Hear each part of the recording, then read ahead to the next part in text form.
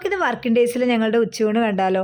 അപ്പോൾ അതിനായിട്ട് ഞാൻ ഊണൊക്കെ റെഡിയാക്കി വെച്ചിട്ട് പൊടിക്കുഞ്ഞിനെ വിളിക്കാൻ വേണ്ടി പോവാണ്. നമ്മുടെ ഫ്ലാറ്റിന് തൊട്ട് താഴെ ഗേറ്റിന് പുറത്തായിട്ടാണ് പൊടിക്കുഞ്ഞിന് വാൻ വരിക. അതുകൊണ്ട് തന്നെ ഞാൻ അവനെ വിളിക്കാൻ വേണ്ടി പോവാണ്. മഴ പൊഴിയുന്നുണ്ട്, കുടയൊക്കെ ചൂടിയാണ് പോയത്. അപ്പോൾ ചെന്നപ്പോഴത്തേക്കും നമ്മുടെ പൊടിക്കുഞ്ഞ് എത്തിയായിരുന്നു കേട്ടോ. പിന്നെ വേഗം പൊടിക്കുഞ്ഞുമായിട്ട് വീട്ടിലേക്ക് എത്തി. അപ്പോൾ ഇനിയിപ്പോൾ ആളെ കുളിക്കാൻ വേണ്ടിയിട്ട് റെഡിയാക്കാണ്ട് ഉടുപ്പൊക്കെ ഒന്ന് മാറിക്കൊടുത്തു. വേഗം ആൾ കുളിച്ചിട്ട് വന്ന് നല്ല മിടുക്കൻ കുട്ടനായിട്ട്. അപ്പോൾ ഞാൻ തലയൊക്കെ തോർത്തി കൊടുത്ത് ഉടുപ്പൊക്കെ ഒന്ന് ഇടിയിച്ചു. ഇന്ന് വന്നതേ ഉറക്കം വരുന്നു പറഞ്ഞുകൊണ്ടാണ് കേട്ടോ ഞാൻ ഇതൊക്കെ ഹെൽപ്പ് ചെയ്യുന്നത്. അല്ലെങ്കിൽ ആൾ തന്നെ ചെയ്തോളും. പക്ഷേ കിട്ടിയ സമയത്ത് കാർട്ടൂൺ കാണാൻ ആൾ മറന്നില്ല കേട്ടോ. അപ്പോൾ കുറച്ച് നേരം ഇരുന്ന് കാർട്ടൂൺ കണ്ടു. ഞാൻ ഫുഡ് എടുത്തുകൊണ്ട് വന്നപ്പോഴത്തേക്ക് ആൾ ടി വിയൊക്കെ ഓഫ് ചെയ്തു കേട്ടോ.